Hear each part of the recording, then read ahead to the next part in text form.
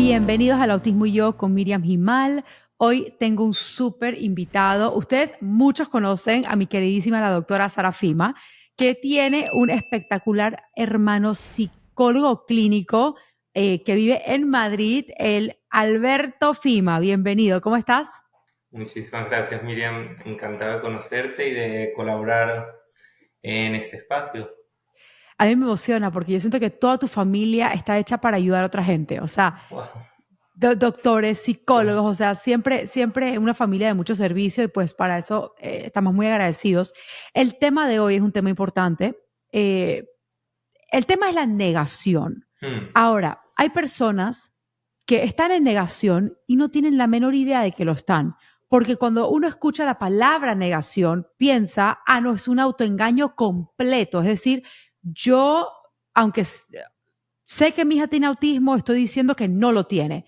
Pero realmente creo que va más profundo que eso y creo que es importante hablar sobre este tema por si acaso alguien está sufriendo de negación sin saberlo y cómo Hmm. salir de ella.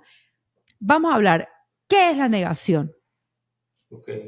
Lo que tú mencionas es clave y es común entre la persona que lo tiene. Primero, la negación en algunos momentos de nuestra vida, todos hemos pasado por ello, hemos hecho uso de eso. Y como tú bien dices, lo podemos estar pasando y no lo sabemos. ¿Qué quiere decir no lo sabemos? No somos conscientes. ¿Por qué? Porque es un proceso, un mecanismo de defensa que ocurre en el inconsciente. ¿Qué es el inconsciente? Todo aquel contenido que puede generar cierto nivel de tensión en las personas, ya sea por estímulos externos, como una mala noticia, o como procesos internos de cambio de etapa vital y crecimiento. Y no es que nos sentamos en una silla y decimos, oh, esto me causa mucho dolor, déjame meterlo aquí. No, eso ocurre procedimentalmente, es decir, ocurre como los reflejos, como un reflejo, una rodilla que te golpea nuestro médico y sube. Es decir, no hay un proceso donde hay una toma de decisión voluntaria en uno para llevarlo a cabo. Entonces, el mecanismo de defensa en ese sentido tampoco es una enfermedad, es un mecanismo, es un recurso, no hay que criminalizarlo. Es una estrategia que emplea nuestra mente, ¿sí? Para atenuar, para reducir, ¿sí? El afrontar aquella tensión que puede despertar o a la que tenemos que afrontar y enfrentar en una mala noticia, como decíamos al comienzo. Entonces, nos permite, es un recurso válido en los primeros momentos de esa novedad, pero es verdad que no se puede quedar ahí para siempre, de manera rígida, de manera fija, porque nos va a generar unas consecuencias mayores y en vez de traernos una ayuda o una solución, lo que va a hacer es jugarnos en contra. Ya, entiendo. O sea que digamos que te dan el diagnóstico de tu hijo con autismo, es normal y es incluso un poco hasta saludable, podríamos decir, sentir un poco de negación hacia eso para que el dolor venga. Es casi como que meterte al agua fría de a poquito, se pudiese Es, decir. es lo esperado, es que es la reacción esperada, decía un profesor, es la reacción, es parte de la reacción normal ante una situación anormal. Entonces, no tiene por qué llamarnos, no se tienen que encender todas las alarmas. Vamos, o sea, para entender eso, quizás nos va a ayudar como poner contexto. Entonces, nos pones ese escenario. Dices, recibimos un diagnóstico de nuestro hijo sobre autismo. ¿Qué simboliza eso? ¿De quién estamos hablando? ¿De mi iPhone nuevo, mi móvil nuevo? Estamos hablando de una personita que en donde nosotros proyectamos nuestro legado, nuestro futuro. Yo ya lo estoy decir, está en la barriga y yo ya estoy viéndolo, sea mamá, sea papá, viéndolo comer en la silla de comer, viéndolo tener hitos en su vida como el matrimonio, como sacar un título en la universidad. Es decir, es, nues- es nuestra continuidad la que viene un profesional y nos dice, alto, eso no va a pasar. Y aunque no lo diga el profesional, nosotros ya, nuestra mente, por supervivencia, por buscar la supervivencia, siempre tiende a imaginar como el escenario más catastrofista. Entonces ya nos imaginamos blancos o negros. Si ya nos dijeron que Claro, autismo, eso es equivalente, ¿sí? A incapacidad total. Es decir, se Mm. suspende cualquier proyecto, cualquier plan con eso. Entonces estamos hablando de qué? En secreto estamos hablando de un duelo. Para que haya un duelo, no tiene que morir necesariamente un ser querido. Hay otros tipos de duelo. Y el duelo que tenemos aquí es la pérdida, ¿sí?, de mi proyección, de mi expectativa sobre ese individuo, que es mi continuidad. O de la vida que pensé que iba a vivir y que no voy a vivir. Porque pasa Justo. que yo que siento que que hay varios duelos. Hay, ok, sueño todo esto para mi hija, no estoy segura si va a poder cumplirlo, ¿ok? Porque aunque el doctor a mí me dijo que no, me garantizó que Raquel jamás sería independiente y mucho menos ir a la universidad y casarse, pues para que sepas que ya me está pidiendo novio y que ya está buscando universidades. Por eso yo digo que un diagnóstico no es un pronóstico, pero independientemente de lo que yo logre o mi hija logre en su vida, en ese momento pasan dos cosas, o me pasaron a mí dos cosas. La primera, la continuidad de mi hija Raquel me la pararon en seco y mi vida también, porque somos dos personas diferentes. Uno es lo que yo deseo, ay, los globitos no entiendo por qué pasan, pero a veces pasan. Yo no entiendo qué va a pasar conmigo. Mi identidad también se ve en riesgo. Entonces, Afectada. claro, okay, primero fui mujer, después fui esposa, después fui mamá y ahora mamá de una niña con autismo. Entonces, quieras o no, es un duelo de muchas cosas que al final, si uno logra traspasar la negación y el duelo, se da cuenta de que no se murió nada, sino que simplemente nació algo nuevo. Se transformó de Se alguna manera. Ese es el transformó, objetivo.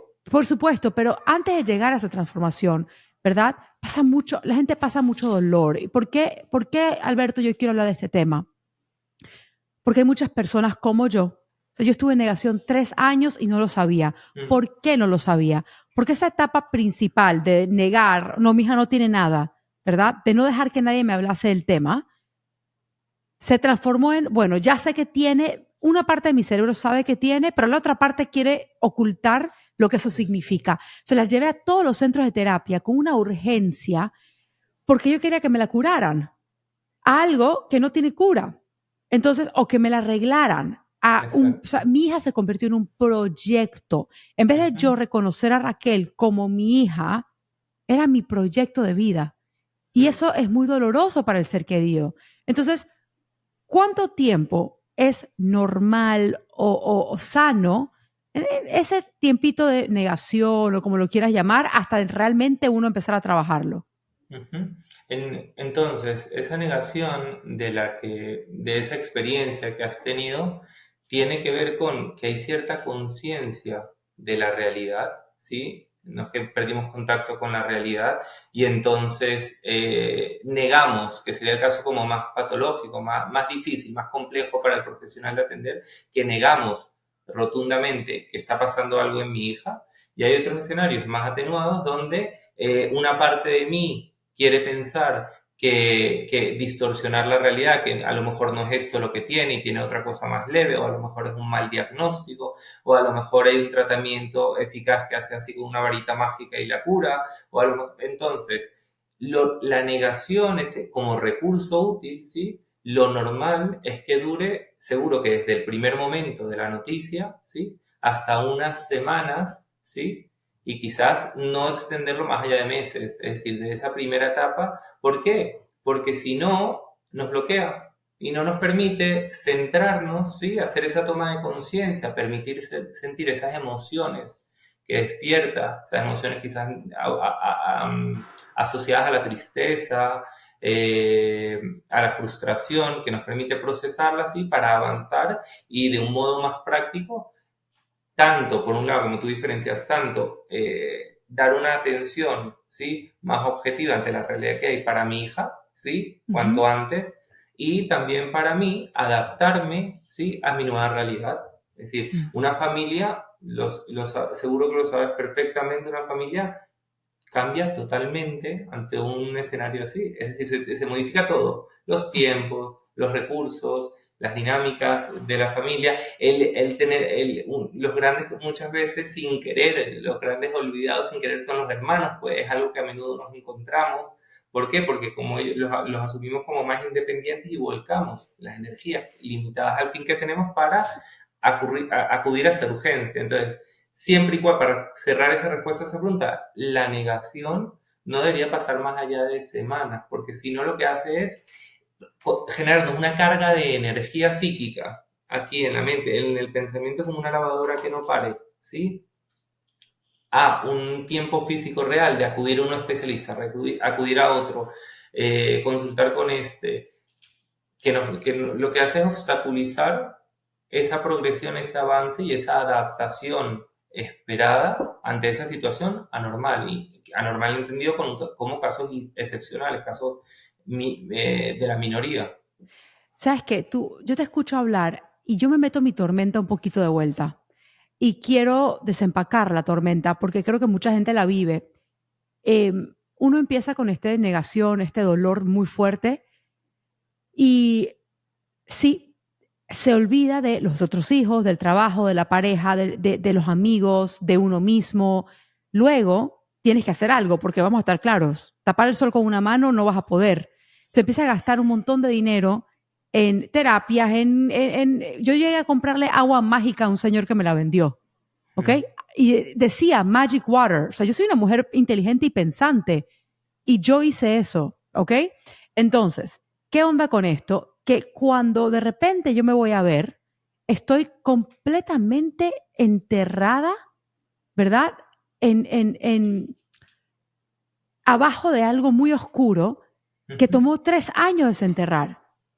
3 años. Si tú me dices a mí semanas, yo estuve 3 años así. Y ni hablar del proceso de negación de la abuela, de la tía, del papá, ¿verdad? O sea, hay tantos factores que una familia con un niño con autismo tiene que pasar para llegar a la paz, a la tranquilidad, a esa transformación que hemos hablado desde la depresión más profunda, el dolor más profundo, hacia un nuevo nacer. Y yo quisiera con este podcast dar herramientas de Ujú. cómo, ya sabemos cómo llegamos acá, ¿verdad? Nos queremos proteger y en protegernos nos protegimos tanto que dejamos todo lo importante afuera, la conexión, el amor, todo lo que necesitamos del mundo exterior lo ignoramos. ¿Cómo llegamos a entender, uno, que estamos en negación y cómo salir de ella? Ok, entonces, seguro que dentro de un marco social, quiero decir con eso que de por sí el aislamiento es como una bandera roja a la que siempre lo que va a hacer es deteriorar, ¿sí? Ese proceso. Por cuanto que siempre los primeros que se van a dar, es un tema, como tú decías, es un tema que hasta se vuelve tabú en la familia, es decir, no se menciona, no se dice la palabra, los amigos no preguntan, no se Claro, atreven a preguntar, tienen entonces miedo.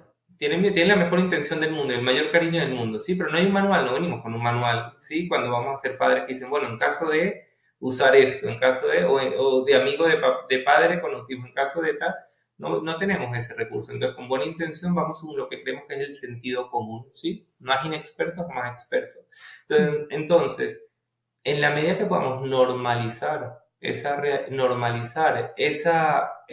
esa nueva realidad, ¿sí? Tomando conciencia de ello, permitiéndome hablar de esas emociones. Todavía no he entrado al marco profesional, ¿no? Estoy hablando dentro de la dinámica familiar, quizás también con el médico de referencia que está llevando el caso, con amigos, aunque no sean dentro del núcleo familiar, poder expresar, ¿sí?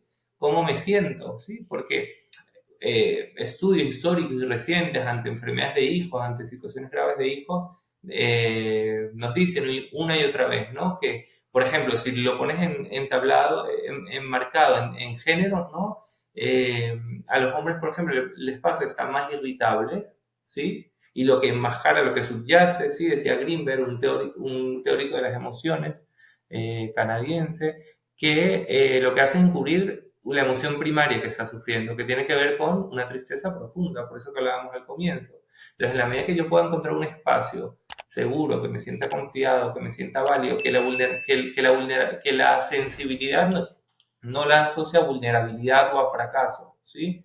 Ya. Eh, en la medida que yo como mujer pueda hablar, pueda expresar, ¿sí? La sensación intensa de tristeza que tenga, con mis palabras, en un marco con mi mamá, con mis hermanas, con mis amigas, con mi marido, en la medida que podamos, primero concienciar o concientizar esta realidad y expresar cómo me siento y poder reconocer, oye, me puede dar vergüenza, ¿qué va a pasar cuando esté la niñita? Puedo sentir vergüenza, porque mi hija la voy a ver diferente a sus amigas.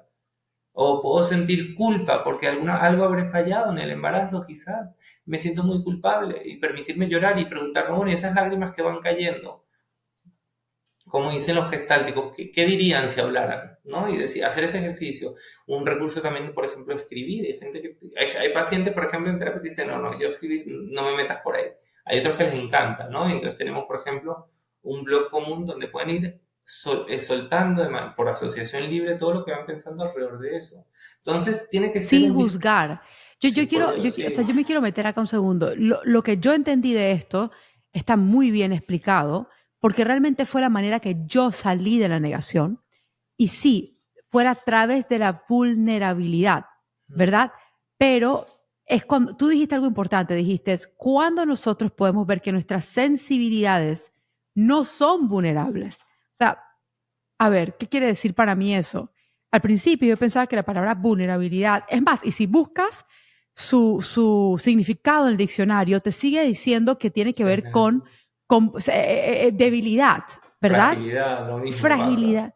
Pero después entendí que no hay algo más fuerte que la vulnerabilidad. O sea, Mm. poder ser vulnerable al punto de decir las palabras que a mí me liberaron, que dije, yo no quiero que Raquel tenga autismo. Esas palabras me liberaron, pero yo mientras las decía, sentí culpa de decir eso, sentí pena de decir eso, porque dije, ¿y si alguien llega a escuchar esto, porque lo dije en un grupo, van a pensar que yo no amo a mi hija y yo la amo más que cualquier ser en este mundo? Por eso es que no quiero que tenga una dificultad. No es que no la acepto a ella, pero no quiero que tenga autismo. Y eso me Sí, costó 3 años decir. y la persona misma que lo expresa puede vivirlo como sentirse egoísta incluso, ¿no? Es decir, estoy poniéndome por delante de la realidad que tiene esa persona. Al final, buena parte del pastel que explica qué está viviendo ese individuo, ese padre, esa madre, de ese niño que está con un posible diagnóstico de autismo, tiene que ver con tener mucho miedo. Ahora, ¿cuántas veces reconocemos que tenemos miedo por no quedar como cobardes, por no quedar como no válidos o insuficientes, mira, o sea, mira, sabes, no está resolviendo. Vivimos en un sistema muy productivista, ¿no? Que nos pide siempre resolver y solucionar y tal, y de pronto nos pilla un escenario nuevo que a lo mejor la palabra autismo la he escuchado 2 veces en mi vida en una película y de un chico vecino de mi urbanización y tal y estoy frío, pero no puedo mostrarme débil, no puedo mostrarme frágil, no puedo mostrar que tengo miedo, ¿sí? O que estoy triste, Entonces, de alguna manera, la negación, volviendo a la negación, permite, en los casos, de nuevo, más complejos, negar la realidad rotundamente, el diagnóstico, ¿sí? Ah, esto no es nada, esto no es nada, esto se le pasará a medida que vaya cumpliendo años y tal, porque a mí también cuando era niño le pasó y le preguntaba a mi mamá y la tía también le pasó y luego ya viste que normal, que estudiaran y tal y se casaron y tal. Y resolución mágica, fantasía, negación, combinación perfecta. Ese es el Ujú. caso como más difícil de sacar. Claro, y yo voy a agregar algo más. Incluso estoy escribiendo varias charlas sobre el tema. Cuando yo me puse a pensar por qué yo estaba con tanto dolor, por qué, o sea, por qué conozco a tantas personas que se han quedado paralizadas en el tiempo con esta negación. Y yo llegué a una conclusión, y es que tener un niño con autismo amenaza una de las necesidades humanas más importantes, que es el pertenecer. ¿Ok? Yo, más allá de miedo, más allá de querer verme valiente o productiva, tengo pánico de que mi hija la van a rechazar, de que a mí me van a rechazar, ¿verdad? Uno ya no está en el mismo mundo que los demás, uno se siente aislado de los demás y dices, o sea, ya tú te empiezas a ver, no, nadie se va a quedar casar con ella, no le van a hacer bullying en el colegio. O sea, uno se empieza a hacer, como dijiste, mente catastrófica, pensamientos catastróficos, pero realmente el miedo más grande es, no voy a pertenecer. Entonces, al no pertenecer, ¿qué termina pasando? nosotros empezamos a aislar a todo el mundo. Antes de que tú me votes, te voto yo a ti. Y es Claro. ahí donde viene, yo no me voy a ver débil. Yo voy a crear esta armadura alrededor de mi familia, porque yo no me voy a ver débil. En el momento que esa gente me ve débil, me va a rechazar. Y para eso te rechazo yo primero. Y creo que fue lo que me pasó a mí y creo que le ha pasado eso a miles de familias. Siempre hay una razón más profunda que los mangos bajitos que uno puede pensar. Y para mí fue esa. Yo tenía pánico y, y sigo luchando para esa pertenencia, pero desde otro aspecto, porque cuando yo entendí que ese era mi miedo real, cuando entendí que yo podía aceptar a mi hija, aceptar a su condición, y eso era suficiente pertenencia, o sea, sentirme cómoda en mi situación, en mi propia piel, con mi familia. Entonces, pertenecer con los demás vino natural, porque el primer paso fue el que tú dijiste, ser vulnerable ante otra persona. Y eso fue lo que yo hice. Agarré a una persona y le conté todo lo que me hubiese dado pánico decir, lo dije. Y miedo y pena y vergüenza y todo. Todo lo dije. Esa sola vez me liberó una carga que yo no sabía ni que tenía. Sí, Yo no podía decir la palabra autismo en voz alta. Hasta el día de hoy, una de las, para mí, de los parámetros que miden si una persona está en negación, y lo digo con mucho amor por esta persona, por si eres tú la que me está escuchando y dices, Miriam, esa soy yo. Si tú todavía no puedes decir, mi hija o mi hijo tiene autismo, o mi hija es autista, o sea, si tú no puedes decir eso, estás en negación. Porque yo no podía decir esas palabras. No podía. Totalmente. Ni uno ni el otro. Entonces las personas hasta el día de hoy se quejan. Si yo digo, mi hija con autismo, la gente dice, no es con autismo, es autista. Ya, acéptalo, es autista. Y si yo digo, mi hija autista, otras personas dicen, no es su identidad, el autismo no es su identidad, se dice con autismo. Y yo me doy cuenta que ambos están mal. ¿Por qué? Porque no te tendría que doler ni uno ni el otro. Mi hija es autista y es una persona con autismo. Ella va a definir si el autismo para ella se convierte en parte de su identidad o no. Yo igual estoy orgullosa, feliz de decirlo como ella quiera que yo lo diga, pero hubo un momento en el cual la palabra autista para mí era un ataque personal. Ya no, obviamente, pero creo que hay mucha gente que todavía no puede ni escuchar la palabra. ¿Qué dices tú de eso? Sí, a veces también explorar qué pasó en medio, ¿no? Es decir, muchas veces decimos, bueno, naturalmente fue surgiendo, que a veces en muchas ocasiones son intervenciones de distintas variables las que ayudan a construir y estar donde estoy.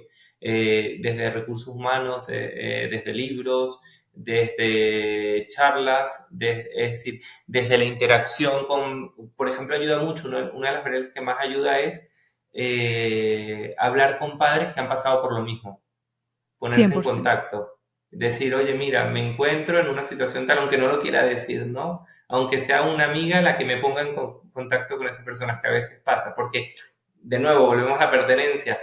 Entrar en esos grupos es aceptar, ¿sí? Lo que no quiero aceptar. Poner en voz alta el lenguaje, ¿sí? Cuando uno verbaliza en voz alta, ¿sí? Es establecer una verdad, porque lo que yo digo, normalmente en el día a día no vamos, o sea, normalmente, generalmente a la primera persona vamos, lo que afirmamos creemos en ello. Entonces, afirmar que mi hijo es autista, tiene autismo, es ponerle el sello, ¿sí? De la verdad. De que está condenado, de condena. 100%, porque lo atamos, ¿verdad? Vamos a estar claros. Automáticamente. Atamos el tener autismo al estar condenado al duelo, al pronóstico que las películas o los médicos nos dicen. Y yo siempre digo, un diagnóstico no es un pronóstico, o sea, lo tengo escrito en toda mi clínica porque yo he visto a mi hija surgir, he visto a mi hija crecer.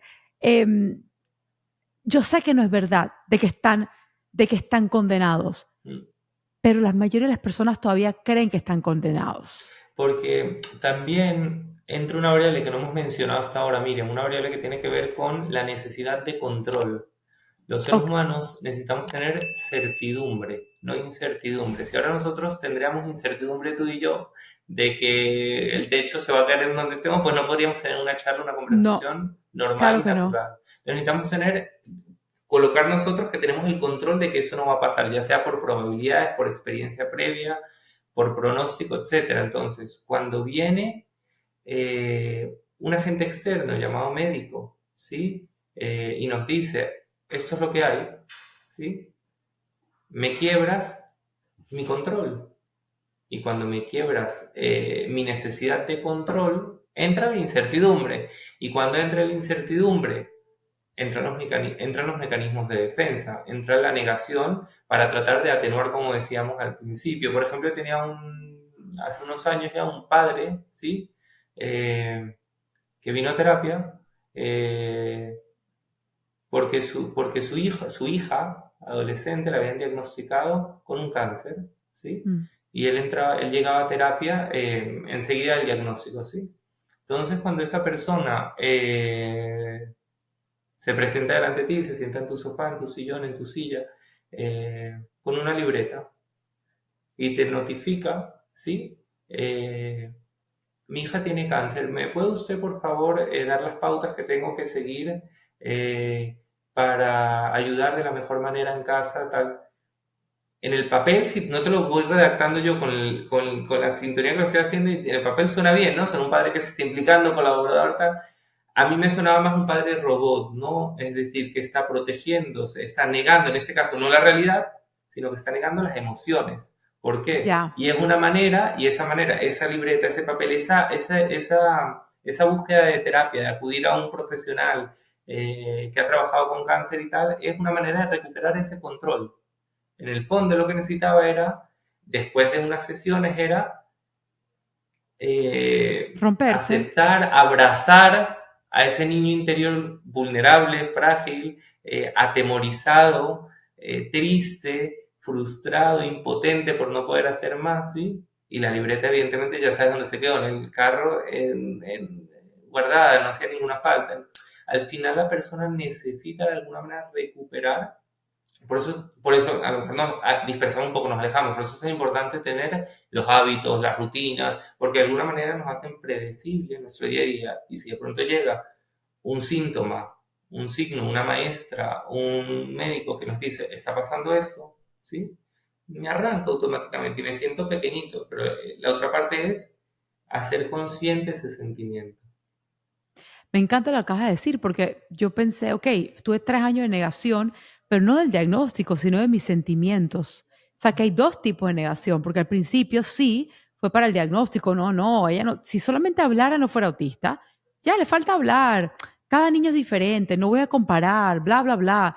Y de repente, sí, no, tiene autismo, ya, diagnosticado y severo, con un pronóstico atado a eso que estaba espantoso. Ya, me lo dieron, no puedo negar lo que sé, pero lo que eso significaba para mi vida, lo que eso me hacía sentir es lo que yo negaba por tanto tiempo. Y no hay cosa más dolorosa que la negación. No hay, Justo. porque estás viviendo una fantasía que tú misma te creas justamente para tener más certeza, ¿verdad? Yo recuerdo, y le he pasado a muchas personas que yo le he hablado, que uno empieza a evadir un poco la realidad de la vida, ¿ok? Yo caminaba en el mall por horas comprando porquería que no necesitaba, o me metí en el trabajo y no contestaba ni una sola llamada, y cada vez que mi familia me llamaba, yo estoy muy ocupada, estoy muy ocupada. Uno evade su realidad y la gente que está alrededor tuyo no tiene mucha ganas de participar en tu fantasía, ¿no? Entonces te blindas a esas personas también, y cualquier persona que quiera hablarte del tema se convierte en el chismoso, y uno ataca la vida, lucha en contra de todo, tratando desesperadamente de tener un poquito más de certeza en este mundo, ¿verdad? Y la única certeza que tienes en ese momento es que te vas a quedar solo. Pero cuando miras alrededor, la cárcel la construiste tú. Yo estoy segura, después de todo lo que he pasado, después de haber hablado con miles de familias, que la llave de esa cárcel está a través de la vulnerabilidad, estar dispuesto a que las cosas no siempre se te den, o abrirte a ser valiente y saber que no hay certeza alguna de nada. No hay certeza si yo te digo a ti como yo me siento de que tú vayas a entenderme. o que tú tengas empatía conmigo. Pueda que me digas, no es conmigo la cosa, Miriam, y yo me sienta mal. Pero yo creo que hay más chance de que si yo me abro con alguien, que esa persona me acepte esa vulnerabilidad y me la cuide. No siempre va a ser así, pero parte de ser valiente es atreverse, pienso No, yo. y es una decisión consciente de elegir también con quién. Pero te lo digo para un lado y para el otro. Igual que decir, mira, yo de esa persona hablo en algunos momentos y sé que ni siquiera me está escuchando. Está pensando más bien en qué quiere responderme o decirme esas frases tipo, bueno, no te preocupes. Bueno, pero tienes a tu otra hija que tal. Bueno, pero hoy en día actualmente ya sabes que está todo muy avanzado, así que ni le des importancia, tú llévale y tal. Todas esas frases hechas que con muy buena intención escuchamos, ¿sí? Pero que psicológicamente aportan muy poco. También pasa en el contexto asistencial, médico, ¿sí? Cuando nos va en contra, cuando a lo mejor algún profesional, ¿sí? Nos presenta un escenario más favorable, más positivo, pero no deja de ser la única opinión que lo hace así y nos agarramos a eso como un clavo ardiendo y no somos capaces, es decir, no, este me dijo a mí esto y él me dijo a mí esto y ahí me quedo, ¿no? Y da igual, si voy a 10 más y los otros 10 más me dice, bueno, mira, lo que vemos nosotros es esto, es que es opuesto al primer médico y de ahí no salimos, eso tampoco ayuda, ¿no? Tampoco ayuda como tener una persona, un amigo, un profesional al lado, ¿sí? Eh, que matice a tal punto la realidad, ¿sí? Que sin querer me desconecto de ella gracias a esa opinión. Pues claro, yo, o sea, claro, yo para mí fue el pediatra de mis hijas que me decía por 2 años, no compares a tus hijas, una es más inteligente que la otra, ella no tiene nada, confía en mí. Y yo de verdad perdí 2 años, 2 años de intervención con Raquel porque yo me aferraba a la opinión de este doctor que quería hacerme sentir mejor a mí y que la realidad era que no tenía ni un poquito de experiencia en el autismo. O sea, porque cualquier doctor que ve a un niño de 3 años que no habla, que no mira los ojos, que no para de gritar, que no para de llorar, que se autoagrede, dice, uy, aquí hay algo raro. Entonces, a pesar de que absolutamente todas las señales estaban, yo sí me aferré a esa, no sé cómo es la palabra, plasitud. ¿Cómo es cuando alguien te quiere complacer o Ujú. alguien te dice lo que quieres Sí, escuchar? como esa condescendencia, como esa... Claro, por otro lado, cuando ya consigo el diagnóstico, me lo dan con un pronóstico espantoso, tampoco le creí, tampoco le creí. Uno como papá tiene potestad de, de abrir su mente y buscar, pero el tema es que entre más te aferras a lo que quieres escuchar, sin evidencia real, porque tu corazón te lo está diciendo, ¿verdad? Peor te va a ir. Entonces, yo creo que siempre voy a pensar que un diagnóstico no es un pronóstico, pero no significa que puedo tapar el sol con una mano. Incluso a mí me ofrecieron hacerle a Raquel un estudio que por años no le quise hacer, por pánico, porque un estudio genético, no todo el autismo que hay en el mundo es, hoy por hoy se sabe que no es todo genético. Sí hay un porcentaje como del 30% que van a tener algunos genes asociados al autismo y mucho de lo otro es bastante ambiental, de lo que se sabe ahorita. Yo tenía mucho miedo de hacer ese estudio, ¿sabes por qué? Porque trabajo tan duro con Raquel y Raquel trabaja tan duro y parte de mí decía, wow, si ella sale con algo genético que yo no voy a poder cambiar, yo no quiero saberlo porque me va a poner un techo, pero es que si el techo ya está igual, mejor saberlo y no frustrar al niño a un nivel que capaz nunca logre. Ujú. Entonces lo hice y le salió un gen, pero no un gen mutado que no tiene que ver con el autismo, sino más bien con algo de la respiración. Pero me tomó muchos años. Te puedo decir que yo le acabo de hacer ese estudio hace 6 meses, Raquel tiene 16 años. Ujú. Nadie quiere saber que hay un techo. Nadie quiere saber eso, porque al final, el yo poder soñar con que un diagnóstico no es un pronóstico, mi hija se ha ido elevando. Ahora, ¿por qué tomé la decisión finalmente de hacer el estudio? No era porque ya yo estaba preparada de verle un techo a Raquel, sino que hoy por hoy ya se sabe que aunque hay muchos genes mutados, hay muchos suplementos que pueden ayudar a estos genes funcionales a que nunca van a tener activados, a activarse. No activarse, pero esa no es la palabra. Es como el famoso MTHFR. Personas que tienen ese gen nunca van a activar metilfolato en su cuerpo, pero yo le puedo suplementar con metilfolato. Mm. Entonces, fue por ahí que mi pensamiento dijo, algo puedo hacer. Mira, no te quería interrumpir, pero me leías la mente. La palabra genética muchas veces en terapia, sea cual sea el escenario, autismo, cualquiera del que estuviéramos hablando, está asociado a algo como que no se puede tocar. Es decir, como que, bueno, es genético. Es decir, como, bueno, si es genético ya no hay nada que hacer. Es decir, como que es como divino en el sentido que ya es intangible y es inalterable, intratable, ¿sí? Entonces muchas veces te lo preguntan en terapia, sea cual sea el escenario, de nuevo. Pero esto tiene una condición genética, ¿sí? Como para que me digas que en verdad estoy ya condenado, ¿no? O sea, al final es eso. También quería dar un punto sobre algo que hablas hace unos minutos, cuando comenzaste diciendo sobre esa historia eh, de vida con Raquel, con tu hija, ¿no? Esos primeros 2 años donde el profesional te decía que a lo mejor, que quizás, que tal, y esos 2 años tú los vives como perdidos, ¿sí? Ujú. Yo los viví Eh, como perdidos. a lo mejor cuando trabajamos con padres en terapia psicológica, ¿sí?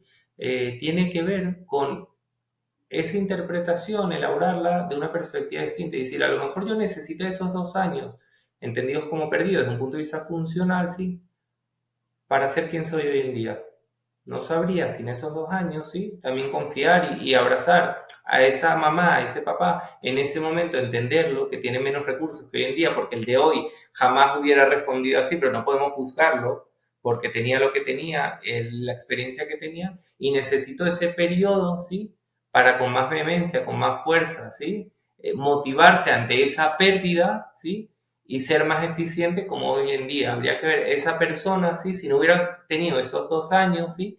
Si hubiera tenido la misma fuerza de un toro, la misma motivación, ¿sí? Porque muchas veces la rabia, la ira, la frustración son necesarios, ¿sí?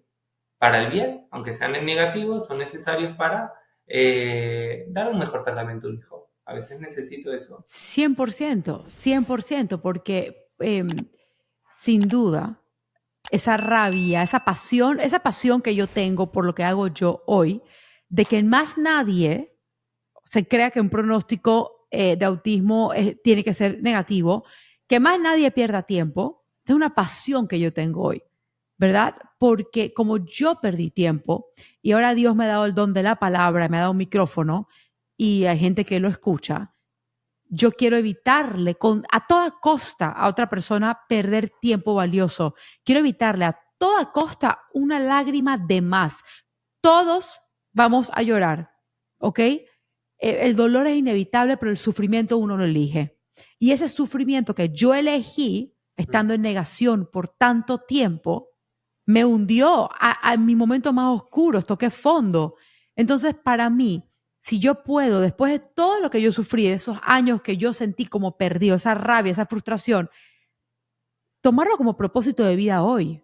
Decirle a otra persona, no pierdas tiempo, va a estar todo bien porque tú vas a hacer que así sea. Así tu hijo tenga autismo toda la vida. Eso no significa que la vida para. Uno puede tener autismo y igual ser muy orgulloso de eso. O sea, No, y yo tener te una vida digo, funcional, plena. plena y funcional y tus hijos Mm. también. Eso es todo lo que una persona quiere saber. Es que, ok, tiene autismo, no sé qué significa, pero sé que va a estar todo bien. Entonces, Mm. ¿cómo yo dedico ahora mi vida? Y tienes razón, me la pegaste directo. O sea, si yo hubiese ido al pediatra y me hubiese de una vez intervenido como tenía que haberlo hecho, como muchos pediatras lo están haciendo ahorita, pero no lo suficientes, yo no estuviese aquí. Mm. Me hubiese quedado Eso es yo que en no mi propio sabemos. camino, sola con Raquel, bien guiada y todo bien. Entonces tienes toda la razón. No Mm. fueron pérdida de tiempo. Para nada. Eh, creo que sí tuvimos que dar un poco de lo que Raquel hubiese ganado, ¿verdad? Para poder lograr eso. Pero también si no fuera quien soy yo hoy, Raquel no tendría todo lo que tiene hoy en el sentido de Mm. ayuda, porque yo descubro cosas justamente por haber perdido tanto tiempo. Justo, Todo es para bien al final, justo. todo es Tal para cual, bien.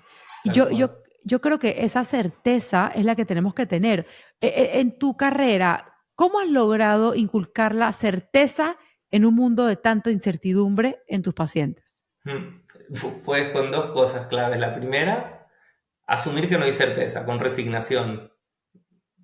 Es decir, conseguir certeza no es el camino, sino aprender a gestionar el día a día, ¿sí? Con incertidumbre, ¿sí? Ok. Eh, Aprender a yo, gestionar el día a día con incertidumbre. es decir, ¿Cómo la se hace incertidumbre es eso? distinta a la ansiedad, ¿no? Es verdad, no con ansiedad y no con nervio y no con estrés, sino sabiendo que uno puede hacer A y no necesariamente puede pasar a hacer B. Por ejemplo, uno puede estar eh, casado, ¿sí? Y a lo mejor tú necesitas que tu pareja, tu marido, tu esposa, hagan algo en casa para cuando tú llegues, que te hagan un favor de que tengan tal listo. Y puedes a lo mejor pedirlo 3 veces. Eso no garantiza Que lo va que a cuando hacer. llegues a casa esté hecho. Entonces, ¿qué sentimos cuando llegamos a casa y no está hecho? Enfado. 99%. ¿Por qué? Porque asumimos, sí, que la otra persona tiene que actuar como yo tengo que actuar. Entonces, si yo me llaman 3 veces, digo yo en mi perfección que yo hubiera hecho eso, la otra persona, ¿cómo es posible que no lo haya hecho? Entonces, asumimos que con nuestras acciones, ¿sí? Muchas veces cuando trabajamos con los adolescentes, pongo este ejemplo, ¿no? De decir, bueno, muchas veces nos pasa en esa primera salida con esa persona que nos gusta, que nos ponemos tal perfume, tal camisa, y creemos que con eso va a ayudar, va a aumentar las probabilidades de gustar. Y resulta que ese perfume lo usaba su expareja que la maltrató y lo recordó. Pero Te nosotros en jodiste. nuestro mundo interior creemos que tenemos el control de todo, ¿sí? Que si tocamos el mando, el aparato del carro, se va a abrir el carro. Y si no abre, le damos más fuerte. Nos enfadamos, nos frustramos. Y decimos, entonces, cuando pasan cosas, ¿sí? Que no ocurren, cuando ocurren cosas, perdón, que no esperamos, ¿sí? Nos venimos abajo. Si asumimos una actitud, y esa palabra es clave, de no esperar, y eso no se llama mediocridad o mezquindad, sino de hacer igual y hacer, cuando haces algo, hazlo al 100%, cuando haces un podcast, entrégate al 100%, y cuando estás con tu hijo tal, 100%, cada cosa 100%, pero sin esperar que ocurran las cosas que tú crees que van a ocurrir. Puedes desearlas. Soltar expectativas. Soltar, vivir, eso es un punto, ¿no? Y el otro punto para vivir el día a día es vivir el aquí y ahora, que tiene relación, va muy cercano, pero no es lo mismo, ¿sí?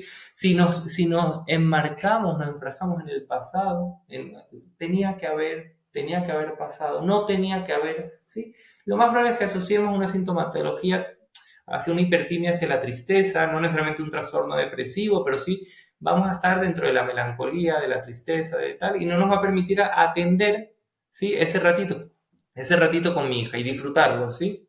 Y si Tal me cual. enfrasco tanto y me encasillo tanto en el futuro, ¿sí? Ahora y mañana, entonces tengo que hacer eso.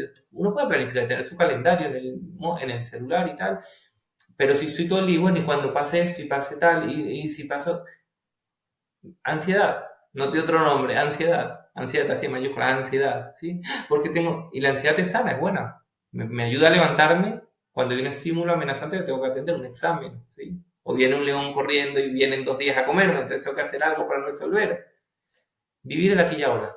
Y con una expectativa cero, pero con cautela esa definición, porque suena un poco como a aceptar el fracaso. No, a trabajar por el mayor éxito posible, ¿sí?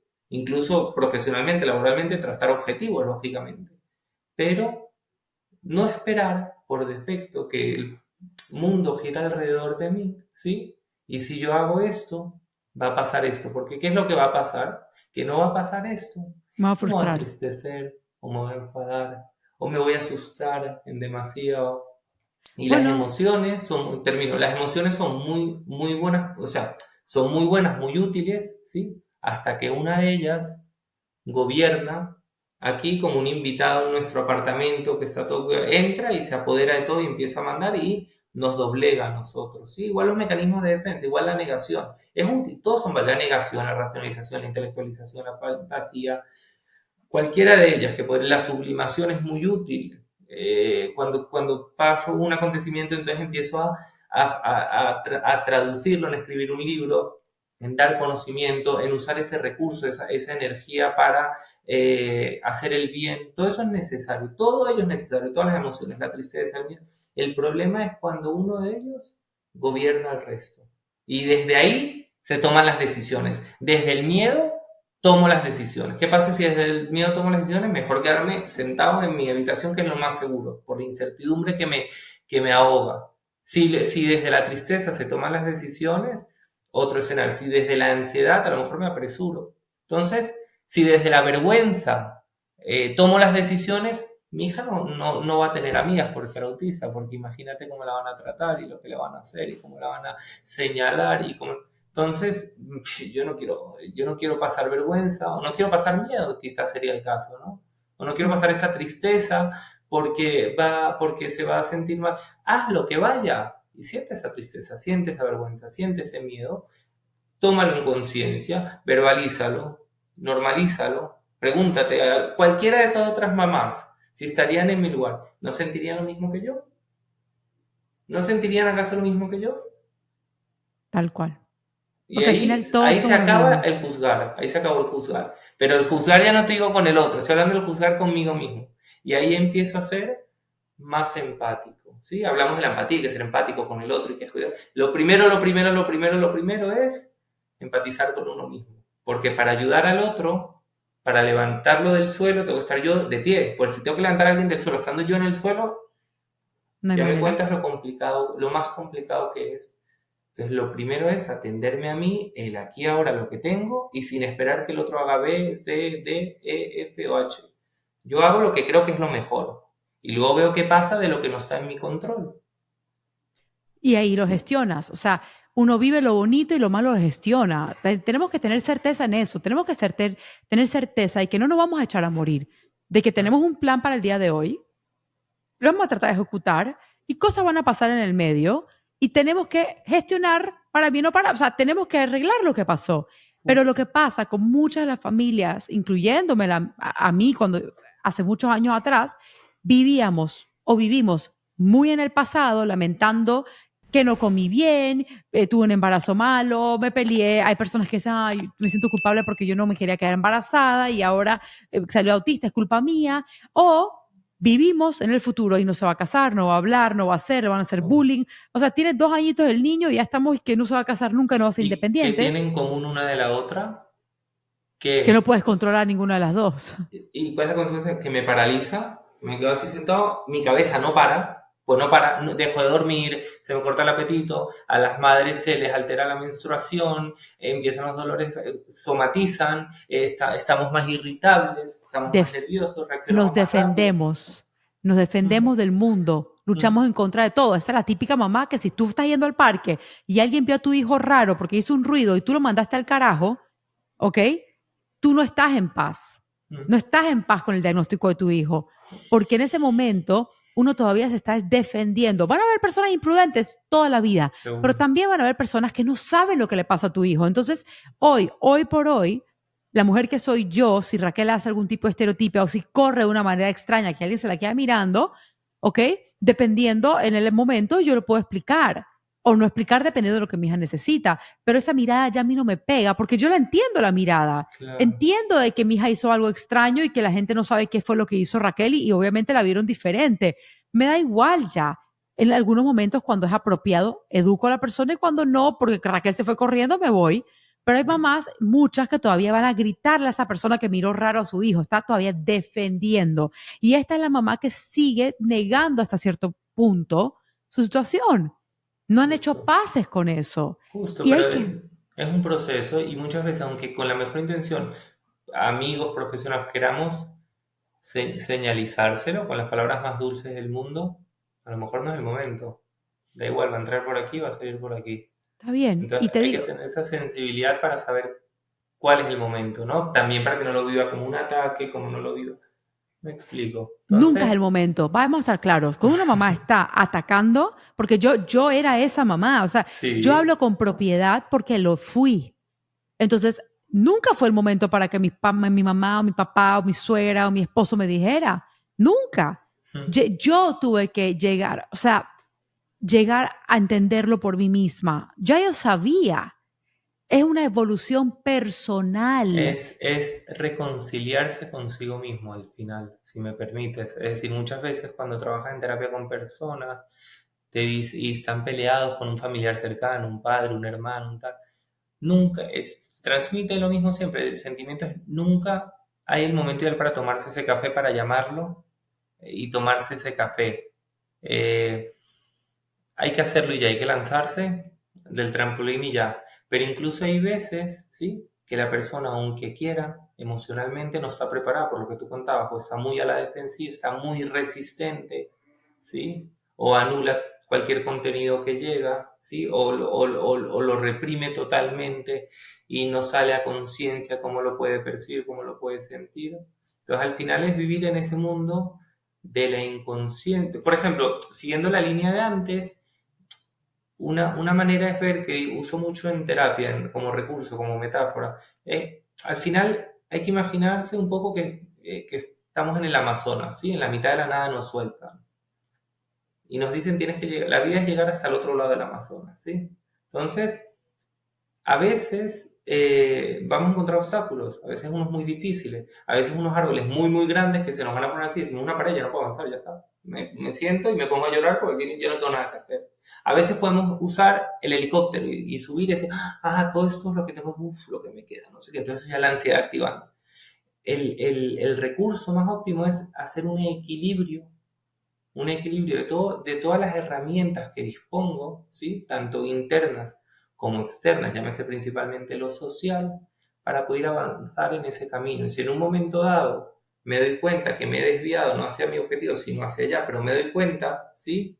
Dice, el tiempo que he perdido, ¿no? Porque me alejé de la, es que de la meta, no me alejé, me fui para acá en vez de hacia aquí. Decir, bueno, pero aquí ya caíste en conciencia, estás más cerca, aunque estés en recorrido físico más lejos que aquí, ya estoy más cerca porque ya sé a dónde voy, ya soy más consciente a dónde voy. Incluso que ahora lo vea mucho más distante geográficamente, al yo ya tener conocimiento de dónde estoy parado y tener más herramientas y más conciencia de haber hecho menos uso de las defensas, de las emociones a nivel intenso, ¿sí? De conductas irascibles, como decíamos antes, o conductas más depresivas, más apagadas, así que el sofá me abraza y me tiene.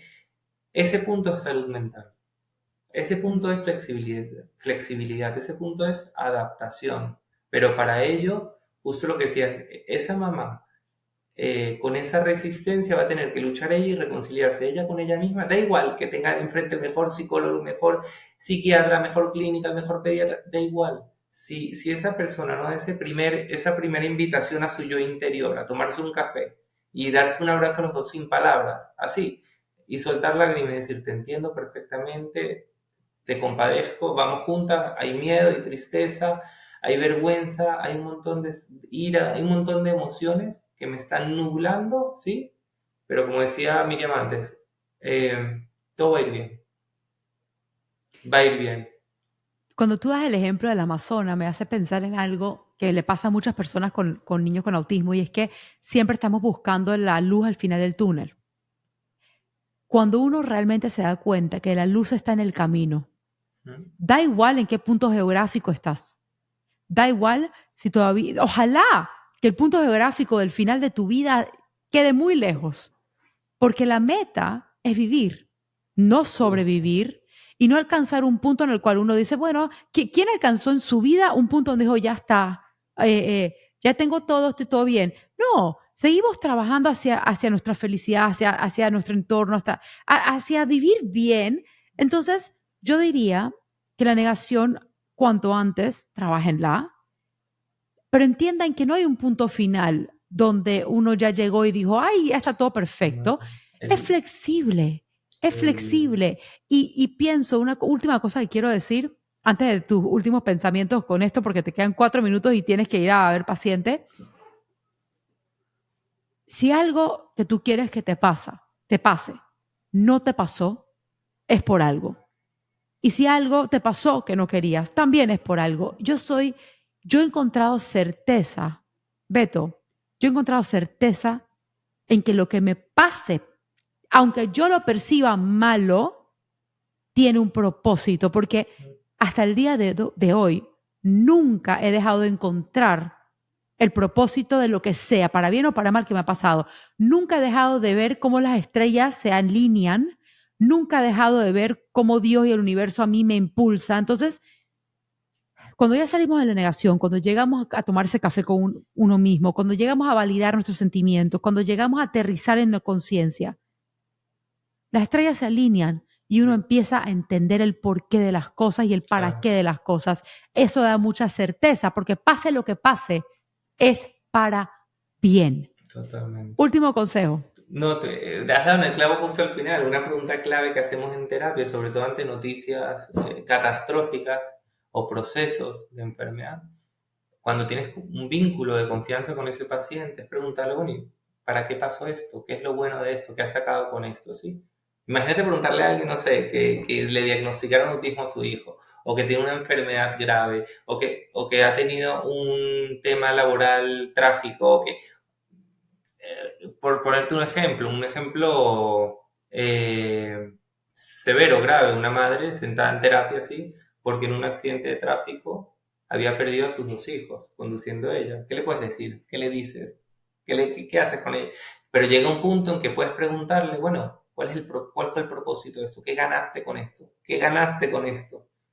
Y ese es el objetivo. Es decir, decía Víctor Frank, y termino con esto, sobreviviente del Holocausto, y que ha dejado varios textos interesantes como recursos. Él se preguntaba, ¿para qué pasó el Holocausto? ¿Cuál fue el beneficio que tuvo? ¿Cuál fue el propósito de esto? Entonces siempre hay que preguntarse, uno más que por qué, es para ¿Para qué. qué?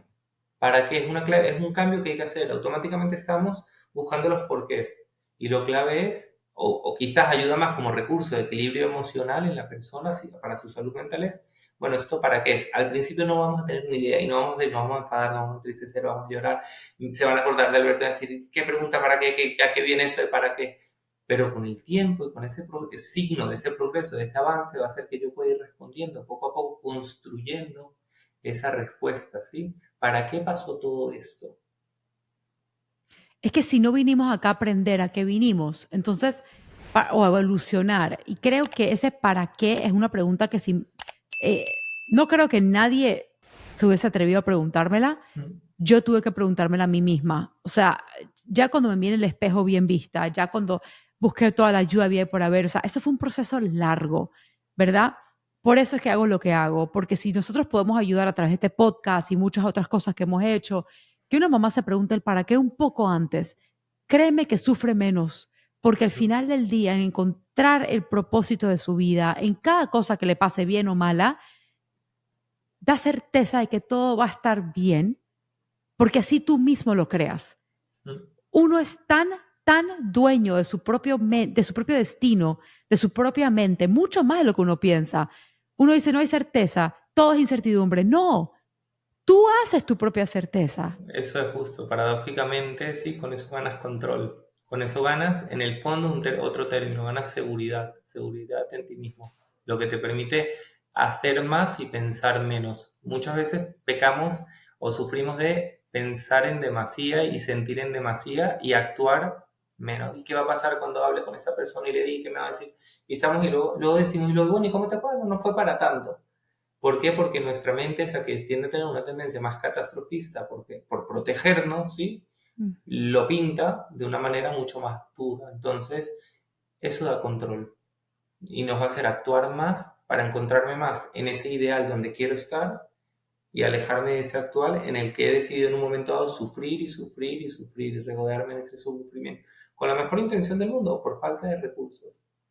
Y te digo, ya mismo para cerrar, te puedo garantizar que hay personas viendo este podcast que están diciendo, te escucho, Miriam, pero es tan difícil. Y Difícil. sí, yo te puedo decir que me tomó años llegar a mi para qué. Cuando hoy me pasan cosas que yo digo, ay, no, no quiero que me pase, pero yo el para qué me lo estoy preguntando media hora después.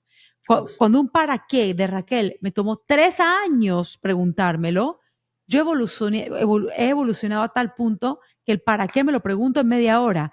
Eso toma tiempo, ¿ok? Estudienlo, estudiense, tómense de café con ustedes mismas, busquen ayuda profesional. Yo sé que Alberto, aunque tú estás en España, tú también atiendes vía Zoom para papás que están Sí, pasando por esto. Me imagino cualquier rango de cosas que te puedan escribir. Yo voy a poner sus redes para que vean su página web y lo puedan alcanzar. Y te agradezco, yo creo que fue una linda charla. No, te agradezco a ti por la oportunidad de compartir ese contenido para construir y quién sabe, ¿no? Hasta dónde puede llegar y qué punto de inflexión o cambio puede hacer en una sola persona y ya con eso vale. Ya Así con va a eso nos ser. valió. Créame que así va a ser. Hay más de una persona que va a decir, Ojalá. ok, no estoy sola, Mm. voy por el camino correcto. Así que te agradezco de todo corazón. Gente, espero que les haya gustado el capítulo. Recuerden suscribirse al canal y nos vemos el próximo viernes.